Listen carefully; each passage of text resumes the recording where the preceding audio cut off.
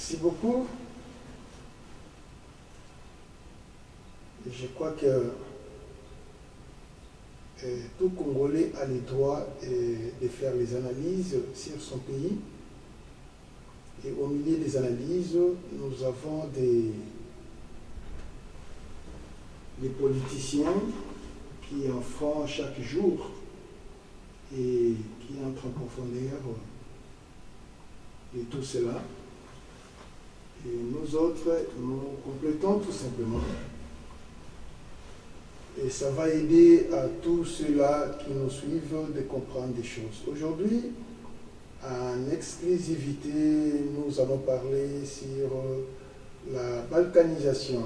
Je suis en train de regarder ici parce que je vais voir comment l'image sera quadrillée.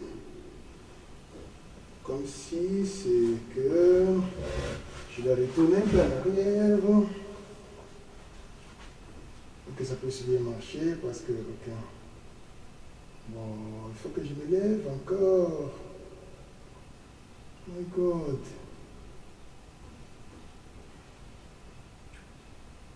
Ok, bien. Je ne peux pas parler comme ça, il faut essayer un peu de régler quelque chose. Parce que l'image a tendance de me couper la tête. Ok?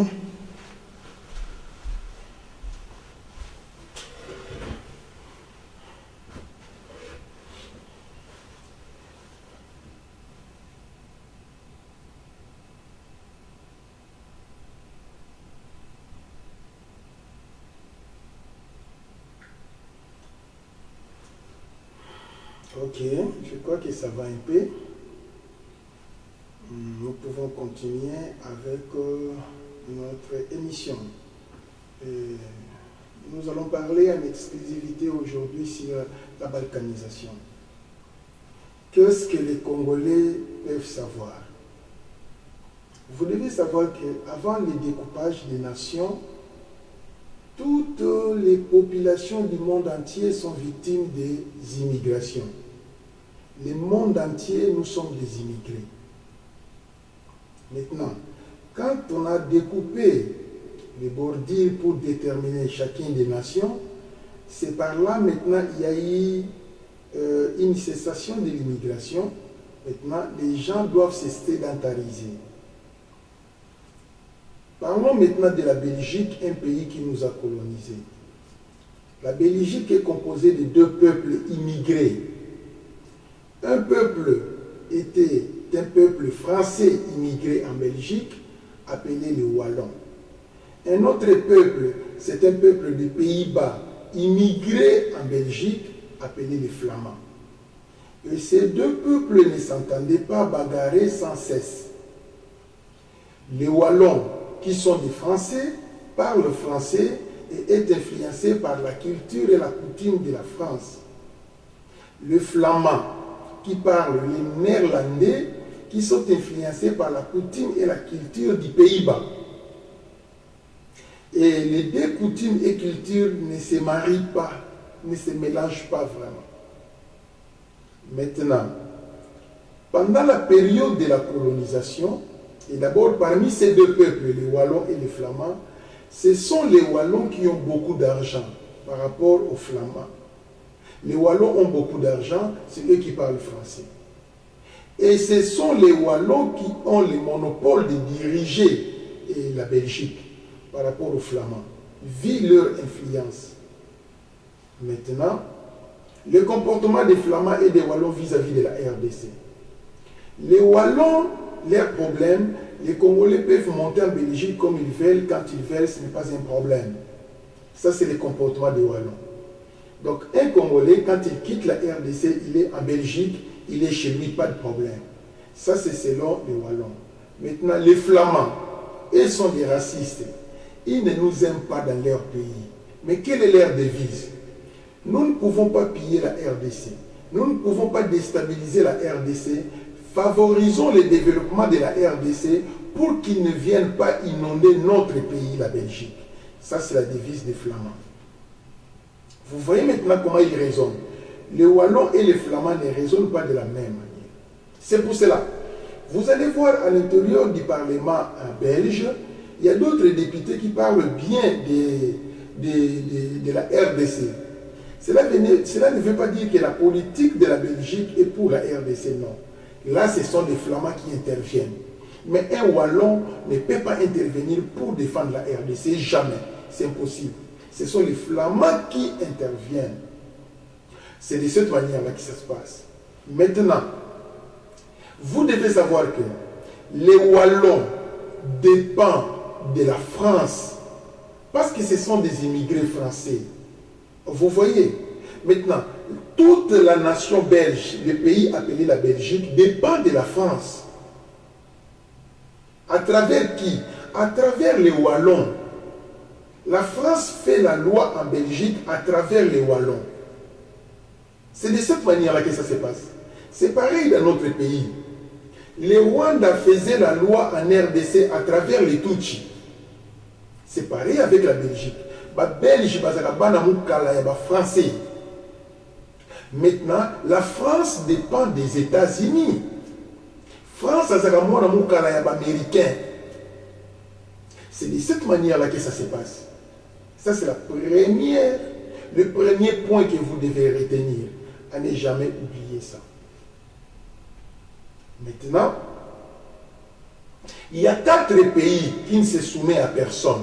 Ce sont les 4 pays autonomes, les 4 pays indépendants. Il y a les 4 pays dans le monde entier qui ont l'autonomie. 1. Les États-Unis, qui ne se soumet à personne. 2. Nous avons l'Angleterre, qui ne se soumet à personne. 3. Nous avons la Russie, qui ne se soumet à personne. La Chine était soumise aux États-Unis. Mais ces 2 dernières décennies, c'est-à-dire quoi? Dans les 20 ans passés ici seulement, la Chine commence à avoir l'autonomie, n'obéit plus aux États-Unis. Il réclame son autonomie. C'est tout à fait normal. Nous voyons maintenant la Chine évoluer dans sa propre direction. Les États-Unis ne gèrent plus la Chine. Par exemple, le Japon. Le Japon dépend des États-Unis. Les États-Unis gèrent le Japon. Mais les États-Unis ne gèrent plus la Chine aujourd'hui. Il n'y a que 4 pays indépendants et autonomes. Tous les autres pays dépendent des États-Unis. C'est les États-Unis qui font la loi. Ils ne peuvent pas dépasser les bornes. Jamais. C'est de cette manière-là que ça se passe. Maintenant, la Russie et la Chine se sont mis d'accord pour créer une nouvelle plateforme qui est l'ONU. C'est cela qu'on appelle BRICS. L'objectif des BRICS, c'est de rivaliser l'ONU. Si c'est possible, de monopoliser les avantages par rapport à l'ONU. C'est ainsi, vous allez voir, les pays des BRICS officiellement sont au nombre de 4. Nous avons la Russie qui fait la loi par rapport à la primauté, et nous avons la Chine qui fait la loi par rapport à l'économie, et nous avons les 2 autres pays qui sont des racines souterraines. C'est l'Afrique du Sud ainsi que le Brésil. Ce sont les 4 pays qui composent les BRICS. Maintenant, les autres pays, ce sont les pays qui sont en train de postuler pour devenir membres des BRICS, y compris la RDC. Il y en a tant d'autres pays qui veulent devenir membres du BRICS. Il est vrai, sur le plan économique, les États-Unis, c'est le premier pays qui a une très forte économie dans le monde, mais la Chine est en train de rivaliser les États-Unis. Dans les décennies qui viendront, je connais que les États-Unis vont perdre les monopoles. Sur le plan technologique, je connais que la technologie des États-Unis est au-dessus par rapport à la technologie du russe. Mais attention, avec les Russes, la technologie russe est aussi si solide. Et voire même la technologie de la Chine est aussi solide. C'est de cette manière-là que ça se passe. Maintenant, qu'est-ce qui se passe? Les gens diront, rappelez-vous à un certain moment, un diplomate européen était tué en RDC, tué par Kigali en RDC. Les Français commencent à se plaindre. Mais comment Kagame commence à tuer même les diplomates européens? Qui lui en tête? Qui est au-dessus de Kagame? Qu'est-ce qui se passe? Même les Français commencent à se plaindre contre les sales comportements de Kagame.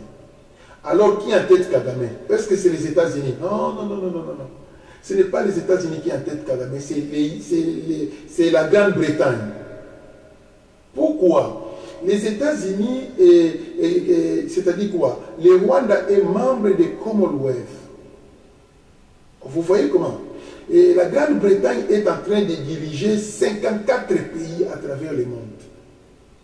Et les deux grands pays qui composent le Commonwealth, nous avons le Canada ainsi que l'Australie. La devise du Commonwealth, si l'un des pays du Commonwealth est attaqué, tous les autres pays doivent soutenir les frères. C'est pourquoi Kagame est têtu aujourd'hui. Or, parmi les pays voisins, nous avons 4 pays du Commonwealth qui nous entourent. 1. Le Rwanda, c'est un pays du Commonwealth qui dépend de l'Angleterre. 2. Nous avons l'Ouganda, c'est un pays du Commonwealth qui dépend de l'Angleterre. 3. Le Burundi, c'est un pays du Commonwealth qui dépend de l'Angleterre, mais maintenant là, le Burundi ne soutient plus les mouvements du Commonwealth. Le Kenya, c'est un pays du Commonwealth qui dépend de l'Angleterre. Nous avons la Zambie, c'est un pays du Commonwealth qui dépend de l'Angleterre. Voici tous ces 5 pays que je viens de citer. Ce sont des pays du Commonwealth. C'est pourquoi vous allez voir le Kenya derrière le Rwanda.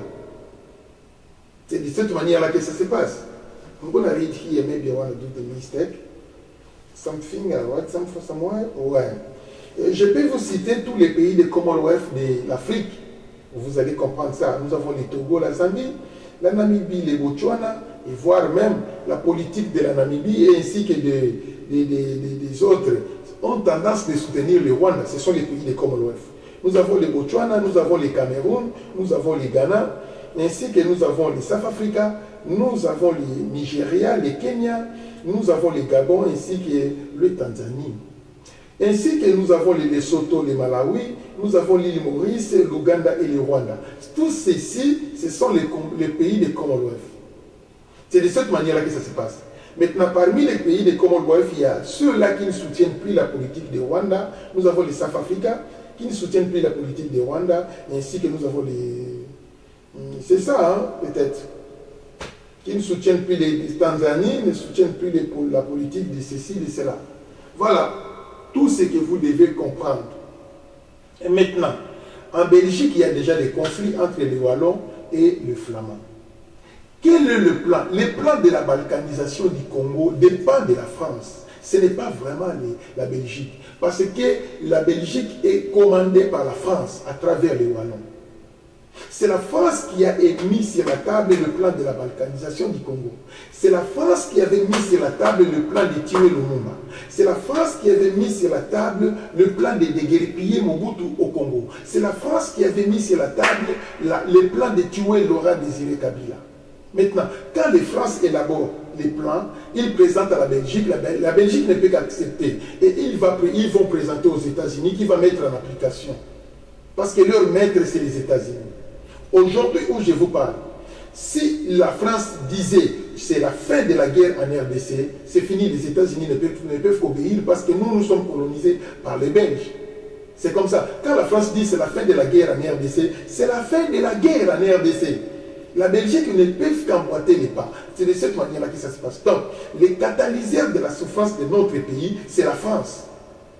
C'est ça ce que les Congolais doivent savoir en réalité. Parce que la plupart des Congolais regardent justement la Belgique. La Belgique, français, ils ne peuvent rien faire devant la décision de la France. Je peux vous donner l'exemple. Qui avait convoqué les gens pour signer l'ordonnance avec les Rwanda, l'ordonnance des minéraux? C'est la France qui avait convoqué les gens. Ce n'est pas la Belgique qui avait convoqué les gens, c'est la France. Ça, c'est le problème numéro 1. Le problème numéro 2. Mais qui avait envoyé la Pologne pour aller faire la déclaration que nous allons vous soutenir? Ce n'est pas les États-Unis qui avaient envoyé la Pologne, c'est la France qui avait envoyé la Pologne pour aller faire cette déclaration. Maintenant, le problème numéro 3. Mais qui a signé pour défalquer un montant pour soutenir la guerre à Rwanda ces derniers mois? Si c'est 22 milliards, 22 milliards, je ne connais pas. Mais c'est la France. Donc, les gens qui ne nous aiment pas, c'est les Français. Les gens qui tuent les Congolais, c'est les Français. Mais nous allons nous poser des questions. Mais la France ne nous a pas colonisés. Si la France veut faire la loi, qu'il aille faire la loi à Congo-Brazzaville. Mais pourquoi la France nous envers? C'est parce que c'est la France qui fait la loi en Belgique à travers les Wallons qui parlent français. La politique des Wallons dépend de l'Élysée. Voilà tout ce que les Congolais doivent savoir. Maintenant, quel est l'intérêt pour eux de balkaniser les Congos? La réunion a été faite depuis longtemps. Que voilà, nous devons affaiblir l'Afrique. Ils ne veulent plus soutenir les pays qui ont des grandes superficies. Sinon, ils deviendront forts, ils dépasseront les Blancs. C'est ça leur philosophie. Maintenant, ils ont compris qu'au Congo, il y a plus de minéraux. Pour affaiblir les Congolais, il faut découper les Congos en plusieurs morceaux. Les gens sont en train de croire que c'est seulement Kivu qui partira. Non, ce n'est pas seulement Kivu. Ils veulent départager, fragmenter Kivu et Souriano est prêt de prendre Katanga pour que Katanga devienne un autre pays. Vous voyez, Souriano, c'est Moïse Katumbi. Vous voyez comment ça se passe. Ils veulent que Katanga parte de l'autre côté, Kisangani parte de l'autre côté. Ils n'ont pas vraiment besoin de Kisangani parce qu'il n'y a pas l'argent là-bas. Les Kivu doivent se fragmenter à plusieurs morceaux. C'est ça leur vouloir. Maintenant, dans la partie ouest, ils n'ont pas vraiment besoin de tout fragiliser. Dans la partie ouest, leur cible, c'est seulement Mwanda, parce que là, il y a un peu de produits pétrolifiques. C'est comme ça que ça se passe. Voilà le plan, la sorcellerie des Français, comment ils élaborent le plan. Et regardez-moi la superficie de la Russie. La Russie, autrement appelée l'URSS, quand ils se sont fragmentés, aujourd'hui, Poutine est en train de pleurer. Mais si on gardait la grande superficie, on allait être plus fort que jamais. C'est ainsi que Poutine est en train de mener les démarches pour annexer l'Ukraine, qui était un pays à l'époque de l'URSS, annexer de Lituanie, ainsi que les autres pays qui étaient déjà membres de l'URSS, mais qui ont eu l'indépendance lors de... Rappelez-vous de Perestroïka. C'est comme ça que ça se passe. Pour la Russie, c'était une perte. Pourquoi la Chine est un pays fort? Regardez la superficie de la Chine. Pourquoi le Canada, c'est un pays fort? Regardez la superficie du Canada. Et pourquoi les États-Unis, c'est un pays fort? Regardez la superficie des États-Unis. Pourquoi la Brésil, c'est un pays fort? Regardez la superficie de la Brésil. Vous voyez maintenant comment ça se passe. Tous les pays forts ont une superficie très imposante. C'est pareil aussi avec la RDC. En Afrique centrale, c'est seulement la RDC qui paraît grand. Qu'est-ce qu'est leur plan? Il faut diviser les Congos pour qu'ils perdent la force. Qu'ils perdent la force. C'était leur plan depuis longtemps. Maintenant, rappelez-vous, ils avaient fait la réunion il y a de cela 2 décennies, je crois. Depuis, les États-Unis faisaient les démarches pour détruire, c'est-à-dire quoi? Démanteler notre laboratoire nucléaire qui est au campus. Ils veulent démanteler le laboratoire nucléaire qui est au campus pour implanter un grand laboratoire nucléaire à Rwanda. Je ne comprends plus rien. Donc ils veulent nous appauvrir, ils veulent nous tuer pour valoriser les Rwandais. Je ne sais pas si les laboratoires nucléaires du campus existent encore. Parce qu'à l'époque de Kabila, c'était ça les démarches des Américains. Démanteler les laboratoires nucléaires qui se trouvent où? Qui se trouvent au campus. Mais ils sont en train de monter un grand laboratoire nucléaire à Rwanda. Donc, un des 4 matins, on allait voir les Rwandais avec l'arme nucléaire. Mais pendant que nous avons l'uranium, nous n'en avons pas. Vous voyez les plans de l'Occident, comment ça se passe? C'est comme ça qu'eux raisonnent. Vous voyez, ils ne raisonnent pas comme nous. Leur problème, c'est qu'ils raisonnent comme des grands carnivores, comme des grands cannibales. Comment faire du mal, comment tuer. Et quand les gens meurent, ça ne leur dit rien. Ce sont des gens qui sont liés dans les loges. Ils obéissent au présent, au commandement des loges, les Illuminati, la franc-maçonnerie, la Rose-Croix. Pourquoi? Vous ne pouvez pas imaginer. Pourquoi la capitale de l'Union européenne, c'est la Belgique? C'est parce que la Belgique, c'est le siège de la franc-maçonnerie. Donc, la franc-maçonnerie, c'est le monde. Belgique, c'est lui qui est en train de contrôler la franc-maçonnerie dans le monde entier. Rappelez-vous des Primacuria. Les sièges de Primacuria, c'est en Belgique encore. Vous voyez, donc la Belgique, c'est un pays de grands sorciers, de grands magiciens, de grands occultistes que jamais. L'impact de la Belgique et le pouvoir de la Belgique, c'est l'occultisme. Vous voyez maintenant comment ça se passe. Maintenant, tout à coup, on dort, on se réveille. Et Mouzé Laurent Désiré Kabila, Mobutu avait répondu aux besoins. Parce que leur problème, pour être président en Afrique, il faut être membre de l'occultisme, soit Illuminati, soit franc-maçonnerie. Ça, c'est leur devise. Si tu n'es pas membre de l'air, on va te tuer. Mouzé Laurent Désiré Kabila est venu, qui il était musulman. Il est venu avec la philosophie archaïque du marxisme. Vous voyez, lui n'était pas parmi les Illuminati, mais lui était dans le marxisme. On lui a tué comme une bête, avec beaucoup de simplicité. Il a été logé une balle dans la tête, parce qu'il n'était pas membre des Illuminati. Maintenant, après Mouzé, nous avons un béni oui-oui qui a pris le pouvoir au nom de Hippolyte Kanambe. Lui disait oui en tout. Quand il dit que c'est la sorcellerie, oui. Les Illuminati, oui. La franc-maçonnerie, oui. Lui acceptait tout. Il ne disait rien à rien. Tout, il disait oui. Vous voyez, au moins, il avait régné un peu. On lui a donné plus de temps. Maintenant, en Afrique centrale, les chefs des Illuminati, non, les chefs de la franc-maçonnerie en Afrique centrale, c'est Kagame. Son adjoint, c'est Sassou. Donc, Sassou est l'adjoint de Kagame. Kagame, c'est le chef de Sassou. C'est pourquoi vous allez voir, Sassou a tendance de soutenir Kagame. Parce que dans le spiritisme, c'est lui le chef. C'est Kagame qui est le chef, c'est lui qui fait la loi. Et tous les pays qui sont membres dans la franc-maçonnerie, dans les Illuminati, ils savent la capacité de Kagame. C'est pourquoi Kagame fait la loi. Il est en train de commander l'Afrique centrale. Kagame a la capacité d'appeler Lorenzo comme un petit enfant. Viens, Lorenzo va partir. Parce que c'est lui le chef dans le spiritisme. Vous voyez comment ça se passe.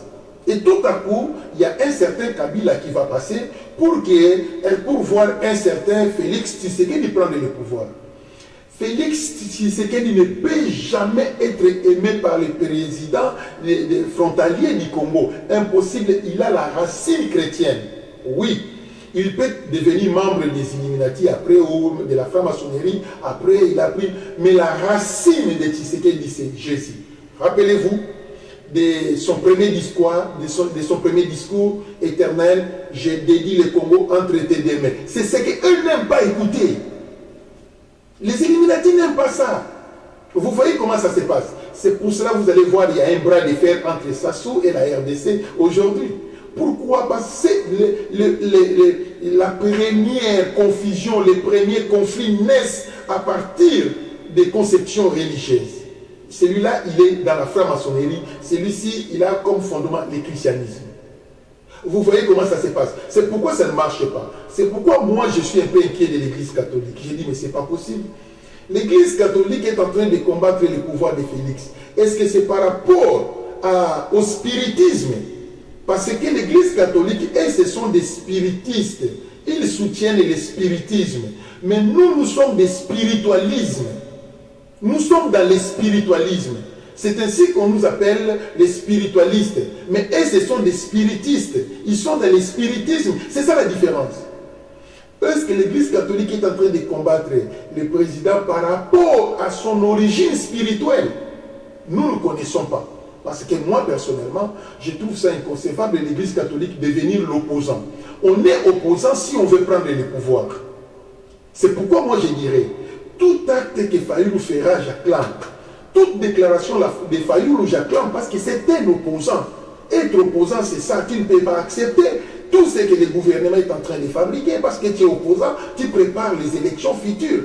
Toi aussi, tu vas devenir président. That is normal, but l'Église catholique, nous sommes des clergés.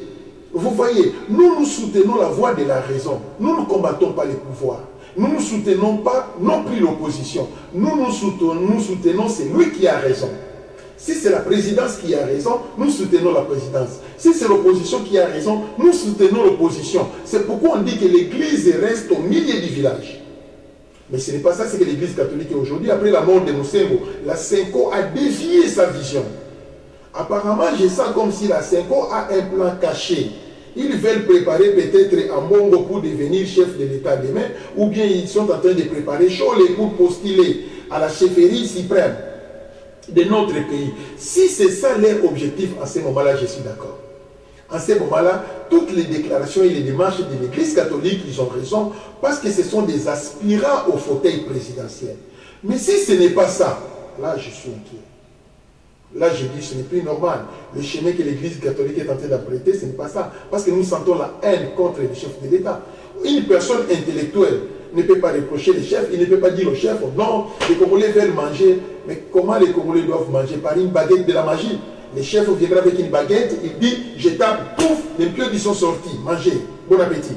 Et sur les infrastructures, le président de la République, Tshisekedi vient avec une canne, il tape, paf, et tout à coup, les infrastructures sont sorties. Et il faut la construction, ils viennent encore avec une canne magique, il tape, pouf, et les immeubles sont sortis, ça n'existe pas. Là-bas, c'est la faisabilité. Avant de faire ça, il faut d'abord faire l'étude de PIB de notre pays. Il faut faire l'étude globale du budget de notre pays. Il faut faire l'étude de l'économie de notre pays. Et maintenant, vous allez balancer. Est-ce qu'avec tout ceci, ils ont la capacité de réaliser ceci ou cela? S'ils en ont la capacité, ne les font pas, alors nous allons nous acharner à eux. Mais si l'économie est médiocre, mais pourquoi s'acharner au chef de l'État? Kabila a laissé le Congo avec une économie de combien? Avec un budget de combien? Presque nul. Presque nul. Maintenant, aujourd'hui, quand les intellectuels comme les gens de l'Église catholique doivent ignorer les notions élémentaires que je suis en train de dire, que voilà, l'argent ne tombe pas du ciel, les pays ne se développent pas par les brouhahas, non, mais par une faisabilité concrète. L'Église catholique le savent très bien. Un homme intellectuel ne peut pas faire ça. Au contraire, ils doivent encourager les chefs de l'État de la manière dont il est en train de placer les structures pour colmater tous les chemins que les voleurs utilisent. Vous allez me dire que, mais comment, mais eux aussi sont tentés de voler. Mais les vols ne manquent pas, même à la Maison Blanche, on vole. Vous voyez, mais au moins, les actes qu'il est en train de lancer pour sauvegarder l'économie du pays, pour sauvegarder le pays, c'est louable. Nous, étant que des clergés, nous ne pouvons que louer cela. Vous voyez comment ça se passe. Les gens diront peut-être je suis tshisekedi, non, je ne le suis pas. Je soutiens la vérité, c'est tout. Là où il y a la raison et la vérité, c'est là où je vais soutenir parce que je suis clergé. La loi sur la peine de mort, moi je suis d'accord. Avec tout ce qui se passe dans notre pays, il faudrait que la peine capitale soit mise en place. Moi j'étais stupéfait de voir l'Église catholique s'opposer comme l'opposition. Non, là je trouve ça normal. C'est de cette manière-là que ça se passe. Aujourd'hui, moi, je vous dis, quand il y a un politicien congolais qui va soutenir les Rwandais, en tout cas, moi, je ne suis pas d'accord avec ces politiciens. En ce moment-là, lui est en train de soutenir la balkanisation du Congo. C'est cela le problème. Les Rwandais avaient tué tous les villages, tous les secteurs, toutes les cités pour remplacer les Nilotiques. Parce qu'ils allaient passer au référendum. Le référendum allait se passer dans ces 3 années ici. Si pas cette année, l'année prochaine et l'année là, dans ces 3 années, ce sont les indépendances des provinces qui allaient y avoir lieu à travers les référendums. C'est aujourd'hui que nous sommes en train de voir le niveau de l'infiltration de la police ainsi que de l'FARDC qui étaient de l'autre côté. Tous c'était des nilotiques. Ils ont tué les chefs du village pour remplacer les nilotiques. Ils ont tué les chefs des quartiers pour remplacer les nilotiques. Ils ont installé même les bourgmestres. C'est le plan qu'ils avaient utilisé pour passer à la vitesse des mémorandums, afin que le Kivu devienne des pays autochtones, des pays autonomes, des pays indépendants. C'est par là on allait voir la naissance des républiques Volcan et des autres républiques. Tout Congolais connaît ça. Moi, quand un Congolais dira que je ne connais pas ça, je suis très inquiet. Parce que c'est le moment le plus difficile que le Congo est en train de traverser. L'ONU n'était pas venu pour aider les Congolais. Quand il y a quelqu'un qui fera une déclaration, nous voulons l'ONU. Moi, je regrette. Je suis en train de regarder ces gens de personnes. Est-ce que ce sont des gens qui raisonnent ou comment? Vous pouvez imaginer, la France a disposé les armes qui devaient partir en Ukraine. Ces armes ont été retrouvées entre les mains de M23. Qu'est-ce qui se passe? Oh, attendez. Les armes que le gouvernement français avait disposées pour partir en Ukraine, ces armes se sont retrouvées entre les mains de M23. Mais comment ces armes sont entrées là-bas? À travers la MONUSCO. Les armes entrées au M23 à travers la MONUSCO. Hippolyte Kanambe fournissait les armes au M23 à travers la MONUSCO. Donc la MONUSCO, c'était des crétins que jamais, qui étaient contre les Congolais pour favoriser les découpages de la RDC. Mais qui est cet intellectuel qui dira que je ne connais pas ça? Même si tu diras que moi je n'ai que les diplômes d'État, pour comprendre ce que je dis, ce n'est pas un problème d'être intellectuel. C'est question d'être seulement, avoir seulement l'intelligence. Parce que l'intelligence, on est né avec ça. L'intellectualisme, c'est ce que nous apprenons à l'école. Vous voyez comment ça se passe?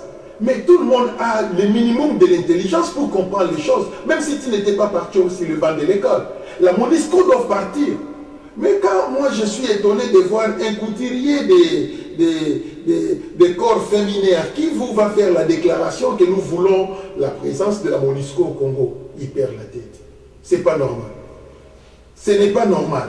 Un intellectuel ne peut pas faire cette déclaration. Ce n'est pas normal. Même Fayoulou, qui était le représentant de l'opposition, avait emboîté les pas. Il dit qu'il faut que la MONUSCO parte. Et dans tous les pays que l'ONU s'installe, on les chasse toujours. Parce qu'ils favorisent les mâles.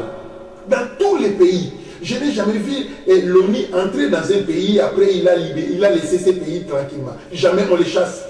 Parce que ce sont des gens qui favorisent les mâles. C'est à travers l'ONU que les mâles se pérennisent dans une nation. L'ONU doit quitter notre pays. La MONUSCO doit partir. Nous n'avons pas besoin de la MONUSCO dans notre pays. L'inquiétude de l'Occident, on a peut-être que la RDC veut chasser la MONUSCO pour remplacer la Russie. Mais c'est tout à fait normal. C'est l'unique pays qui peut nous protéger. C'est la Russie. Depuis l'époque coloniale, on a été avec les Américains. Qu'est-ce qu'ils ont fait pour notre pays? Zéro. On a été avec les Français. Qu'est-ce qu'ils ont fait avec notre pays? Voire même, pour la cause congolais, comme ça y est président de la francophonie, ça a emboté. Le Burundi, Ouganda a publié déjà qu'il y a longé la francophonie, à côté de l'anglophonie. Mais le président de la francophonie va payer ça dans Rwanda. Ça, c'est insulter les Congolais. Non. Ces gens sont allés trop loin. Rwanda a lobby à ce pays francophone, a lobby de pays anglophone, mais la France, pour un Congolais, va préférer qu'on soit Rwandais ou Bima la francophonie, commissaire président de la francophonie. Mais ils sont les plus grands pays qui parlent français dans le monde, à part la France. Les Français nous privent de tout cela. Regardez-moi la sauvagerie des peuples français contre notre pays. Musique n'a biso et bêta, notre musique est bêta. Nous connaissons comment est-ce que Wenge Mata, comment est-ce que Kofi Olomidi a maintenir la musique. Comment Papa Wemba Mata, français Nima biso jamais. Zela qui notango yo bana na bango ya mboka o bango ba colonisa, ba couper décaler ba mati. Et il confirme, voici c'est la musique qui vaut bien, nous félicitons la musique, ils ont félicité, ils ont valorisé les coupés décalés, ils ont rejeté les Congolais. Bazoya qu'on reconnaît que les bisous tango coupés décalés, c'est mati déjà. Regardez combien ils nous aiment pas ces gens. Bana. Boyebi mi te mama be bato bazala na moti. Bazalaka mi te mama be, ce sont les gens qui nous aiment pas, je vous en prie. Les Français ne nous aiment pas. C'est eux qui sont les porte-malheurs de notre pays. Et c'est eux qui ont signé la balkanisation du Congo. Ce sont les Français. Hein? Je vous en prie. Un président comme Macron, quand il fait les discours, un Congolais ne peut pas applaudir. 12 millions de morts. Le président français n'a jamais parlé de ça. 12 millions de morts. La Maison-Blanche n'a jamais parlé de ça. 12 millions de morts. L'Angleterre n'a jamais parlé de ça. 12 millions de morts. Les Belges n'ont jamais reconnu cela. C'est notre pays. Et maintenant, nous allons voir une catégorie des opposants congolais en train de faire des démarches pour emboîter les plans occidentaux. Vous voyez pourquoi? Dans la 12, 11 provinces, non? Dans notre pays, on n'avait que 11 provinces. Pourquoi ils avaient dit pousser les gens pour qu'il y ait découpage, la multiplicité des provinces? Parce qu'ils avaient le plan de la balkanisation. Il a fallu que les provinces puissent se multiplier afin que d'autres provinces puissent avoir l'autonomie. Mais quand vous allez voir les gens qui ont encouragé les découpages des provinces, Kamere est là. Kamere a dit dans son discours un jour, si je devenais chef de l'État, la première des choses que je vais faire, c'est découper les Congo pour permettre que les provinces deviennent autonomes. Et même l'autonomie des des provinces. Pourquoi ils avaient accepté cela? Nous, on avait le système central. Mais pourquoi ils ont proclamé l'autonomie des provinces? C'est pour favoriser la balkanisation. C'était ça leur plan.